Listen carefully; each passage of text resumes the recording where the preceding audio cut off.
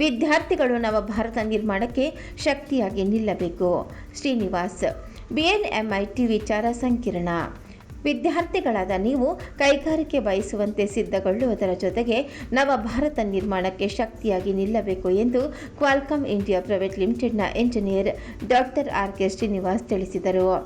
BNMIT college IEEA ಸಹಯೋಗದೊಂದಿಗೆ computing, electrical ಮತ್ತು ಎಲೆಕ್ಟ್ರಾನಿಕ್ಸ್ನಲ್ಲಿ ಬುದ್ಧಿವಂತಿಕೆ ಮತ್ತು ನವೋದ್ಯಮ ತಂತ್ರಜ್ಞಾನ ಕುರಿತ ವಿಚಾರ ಸಂಕಿರಣದಲ್ಲಿ ಮಾತನಾಡಿದ ಅವರು, ನೀವು ಬರೆಯುವ ಕೋಡ್, ಸೃಷ್ಟಿಸುವ ಪ್ರೋಗ್ರಾಂ, ಮಂಡಿಸುವ ಪ್ರಬಂಧಗಳಿಂದ ಭಾರತವು ಉನ್ನತಿ ಕಾಣಲು ಸಾಧ್ಯವಿದೆ.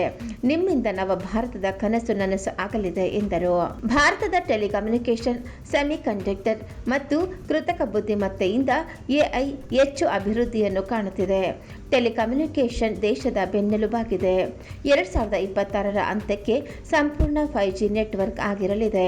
ಇನ್ನು ಆಧುನಿಕತೆಗೆ ಸೆಮಿಕಂಡಕ್ಟರ್ ಬಹಳ ಮುಖ್ಯವಾಗಿದೆ. ಸ್ವದೇಶಿ ನಿರ್ಮಾಣವಾಗಿರುವ India semiconductor mission ISM 2.0 Vikram 32 semiconductor ಕೊಡುಗೆ ಇದೆ. L&T, IISc ಸೇರಿ ಭದ್ರತಾ ಚಿಪ್ ಉತ್ಪನ್ನ ಕಾರ್ಯ ಪ್ರಗತಿಯಲ್ಲಿದೆ. ಇಂಡಿಯಾ AI ಮಿಷನ್ ಅಡಿಯಲ್ಲಿ 38,000 GPU ಬಿಡುಗಡೆ ಮಾಡಿದ್ದು, ಸಂಶೋಧನಾ ವಿದ್ಯಾರ್ಥಿಗಳಿಗೆ ಅವಕಾಶ ನೀಡಿದೆ. ಇದು ಕೇವಲ ಪ್ರಗತಿ ಮಾತ್ರವಲ್ಲ, ಇದೊಂದು ಪರಿವರ್ತನೆ ಎಂದರು.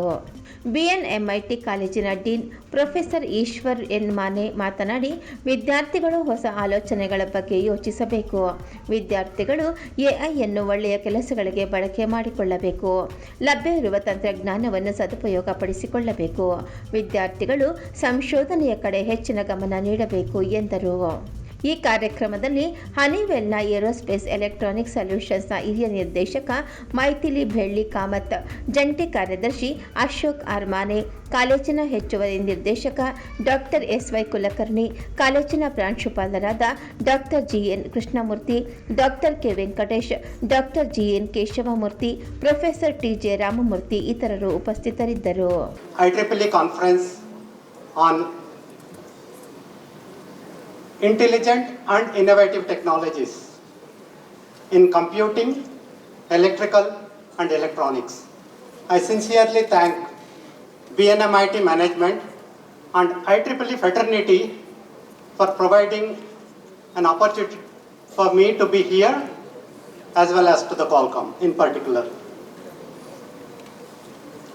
Technology is no longer a support system. Technology today has become a backbone of economic growth.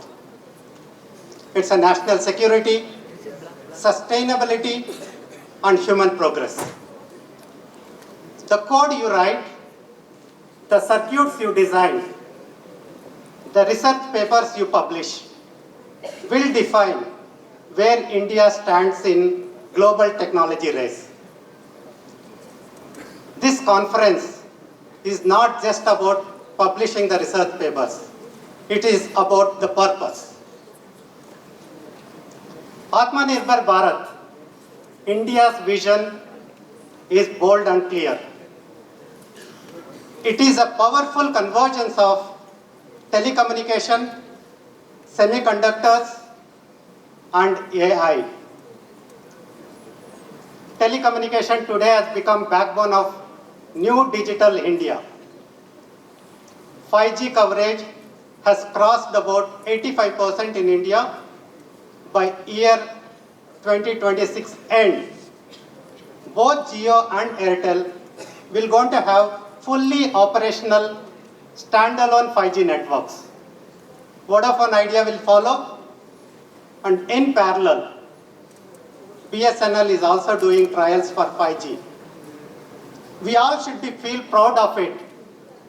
The reason being, BSNL is deploying indigenous RAN and core network elements from Indian companies.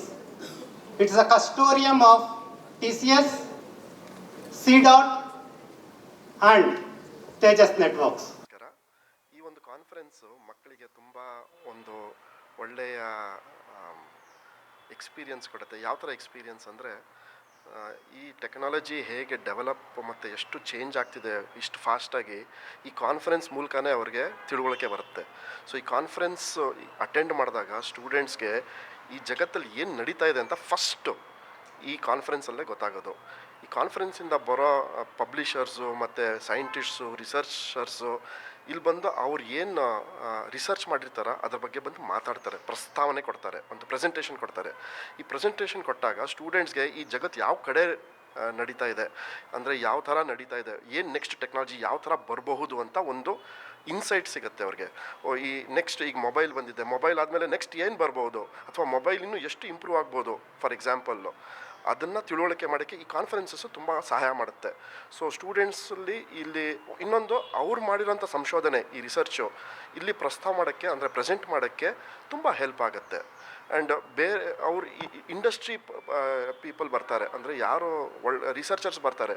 So ಸ್ಟೂಡೆಂಟ್ಸ್ಗೆ ಒಂದು ಒಳ್ಳೆಯ ಅವಕಾಶ ಅವ್ರ ವಿಚಾರಗಳನ್ನು ದೊಡ್ಡವ್ರ ಜೊತೆ share ಮಾಡಿಬಿಟ್ಟು ಎಲ್ಲಿ ತಪ್ಪು ಮಾಡ್ತಿದ್ದೀರಿ, ಅಥವಾ ಎಲ್ಲಿ ಕಲಿಬೋದು, ಅಥವಾ ಇನ್ನೂ ಎಲ್ಲಿ ಉನ್ನತ ಮಟ್ಟಿಗೆ ಹೋಗ್ಬೋದು ಅಂತ ಈ ಕಾನ್ಫರೆನ್ಸಸ್ಸಲ್ಲೇ ಸ್ಟೂಡೆಂಟ್ಸ್ಗೆ ಒಂದು ಒಳ್ಳೆಯ ಅವಕಾಶ ಸಿಗುತ್ತೆ. ಸೊ ಅದರಿಂದ ಸ್ಟೂಡೆಂಟ್ಸ್ಗೆ ಕಾನ್ಫರೆನ್ಸಿಂದ ಫಸ್ಟು ಏನು ನಡೀತಾ ಇದೆ ಅಂತ ಗೊತ್ತಾಗುತ್ತೆ, ನೆಕ್ಸ್ಟ್ ಅವ್ರಿಗೆ ಒಂದು ಆಪರ್ಚುನಿಟಿ ಸಿಗುತ್ತೆ ಏನು ಮಾಡಬಹುದು ಅವರೇ ಅಂತ. So this is the most important thing of conference.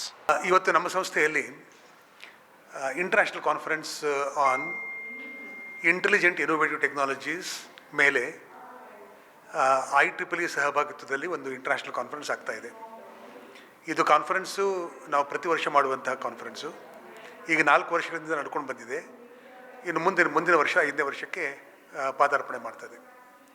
ಈ ಇಂಟರ್ನ್ಯಾಷನಲ್ ಕಾನ್ಫರೆನ್ಸ್ ಸ್ಪೆಷಾಲಿಟಿ ಏನು ಅಂತಂದರೆ, ಇದು ಇನೋವೇಟಿವ್ ಟೆಕ್ನಾಲಜೀಸು ಮತ್ತು ಇಂಟೆಲಿಜೆಂಟ್ ಟೆಕ್ನಾಲಜೀಸ್ ಮೇಲೆ ರಿಸರ್ಚರ್ಸ್ಗಳಿಂದ ಪೇಪರ್ಸನ್ನು ಎಕ್ಸೆಪ್ಟ್ ಮಾಡಿ, ಟೆಕ್ನಿಕಲ್ ಪೇಪರ್ಸನ್ನು ತೊಗೊಂಡು ಅವುಗಳನ್ನು ರಿವ್ಯೂ ಮಾಡಿ, ಇವತ್ತು ಆ ಎಲ್ಲ ರಿಸರ್ಚರ್ಸು ತಮ್ಮ ಪೇಪರ್ಸ್ಗಳನ್ನು ಇಲ್ಲಿ ಬಂದು ಪ್ರೆಸೆಂಟೇಷನ್ ಮಾಡಿ ಪಬ್ಲಿಷ್ ಮಾಡ್ತಾರೆ. ಇದರಲ್ಲಿ ಏನು ಅಂತಂದರೆ, ಇವತ್ತು ತಮಗೆಲ್ಲ ಗೊತ್ತಿರೋ ಹಾಗೆ ನಾವು ಟೆಕ್ನಾಲಜಿಕಲಿ ಭಾಳ ಅಡ್ವಾನ್ಸ್ ಆಗಿ ಬೆಳೀತಾ ಇದ್ದೀವಿ. ಬೆಳೀತಿರುವಂಥ ಟೆಕ್ನಾಲಜಿಯಲ್ಲಿ ಆರ್ಟಿಫಿಷಿಯಲ್ ಇಂಟೆಲಿಜೆನ್ಸ್ ಆಗಿರ್ಬೋದು, ಮಷಿನ್ ಲರ್ನಿಂಗ್ ಆಗಿರ್ಬೋದು, ಡೇಟಾ ಅನಾಲಿಟಿಕ್ಸ್ ಆಗಿರ್ಬೋದು, ಸ್ಮಾರ್ಟ್ ಟೆಕ್ನಾಲಜೀಸ್ ಆಗಿರ್ಬೋದು, ಇಂಥ ಸಾಕಷ್ಟು ಅಡ್ವಾನ್ಸ್ ಟೆಕ್ನಾಲಜಿಗಳು ಇವತ್ತು ಬೆಳೀತಾ ಇದೆ.